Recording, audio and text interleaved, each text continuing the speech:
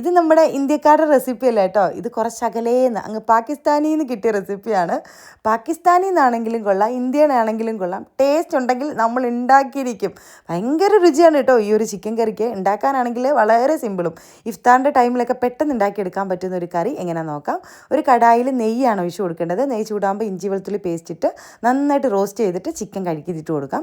ചിക്കനും കൂടി ഇട്ട് ഒരു 5 മിനിറ്റ് റോസ്റ്റ് ചെയ്തതിന് ശേഷം നമുക്കൊരു 3 സവോള കട്ട് ചെയ്തതും കുറച്ച് ഉപ്പും കൂടി ഇട്ട് വീണ്ടും നന്നായിട്ട് മിക്സ് ചെയ്ത് അടച്ച് വെച്ച് വേവിച്ചെടുക്കാം.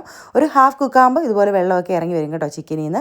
ഈ സമയത്ത് നമുക്ക് വലിയൊരു തക്കാളി ചെറുതായിട്ട് കട്ട് ചെയ്തത്, 3 പച്ചമുളക് കട്ട് ചെയ്തത്. ഇനി നമുക്ക് മസാലപ്പൊടികൾ ചേർക്കാം. ഞാനിവിടെ മഞ്ഞൾപ്പൊടി, മുളക് പൊടി, മല്ലിപ്പൊടി ചേർത്തിട്ടുണ്ട്. ഇനി നമുക്ക് നല്ലൊരു ഒതൻറ്റിക് ടേസ്റ്റിനും ആ ഒരു പെർഫെക്റ്റ് ടെക്സ്ചറിനും ഒക്കെ നമുക്ക് ചിക്കൻ മസാല ചേർക്കണം. ഞാനിവിടെ നിറപറയുടെ ചിക്കൻ മസാലയാണ് കേട്ടോ അതിന് വേണ്ടിയിട്ട് എടുത്തിട്ടുള്ളത്. ഈ ഒരു ചിക്കൻ മസാല മാത്രമേ ഉള്ളൂ നമ്മുടെ കേരളത്തിൽ വുഡ് ഫയർ സ്ലോ കുക്ക് ചെയ്തെടുക്കുന്ന മസാലയെ. അപ്പോൾ ചിക്കൻ മസാലയും ചേർത്തു, കുറച്ച് തൈരും കൂടെ ഒഴിച്ച് നന്നായിട്ട് മിക്സ് ചെയ്തിട്ട് അടച്ച് വെച്ച് അങ്ങ് വേവിച്ചെടുക്കാം. ഇതുപോലെ ചിക്കൻ വെന്ത് എണ്ണയൊക്കെ തെളിഞ്ഞു വരുന്ന സമയത്ത് നമുക്ക് കുറച്ച് ഫ്രഷ് ക്രീം ചേർത്ത് കൊടുക്കണം. ഈ ഫ്രഷ് ക്രീമൊക്കെ ചേർക്കുമ്പോഴാണ് കേട്ടോ ഇതിൻ്റെ ആ ഒരു ടേസ്റ്റ് കിട്ടുന്നത്. പിന്നെ കുറച്ച് കസൂരി മേത്തിയും കൂടെ ചേർത്ത് നന്നായിട്ട് അങ്ങ് മിക്സ് ചെയ്തെടുക്കാം. ലാസ്റ്റ് നമുക്ക് കുറച്ച് ബട്ടറും കൂടി ഇട്ടാൽ നമ്മുടെ അടിപൊളി പാകിസ്ഥാനി ചിക്കൻ റെഡി ആയിട്ടുണ്ട്. മസ്റ്റ് ട്രൈ ചിക്കൻ റെസിപ്പിയാണ് കേട്ടോ. പിന്നെ നിങ്ങൾ നിറബറയുടെ ചിക്കൻ മസാലയും കൂടി യൂസ് ചെയ്യണം, എന്നാലേ ഉള്ളൂ അതിന് ആ പെർഫെക്റ്റ് രുചിയും കിട്ടത്തുള്ളൂ.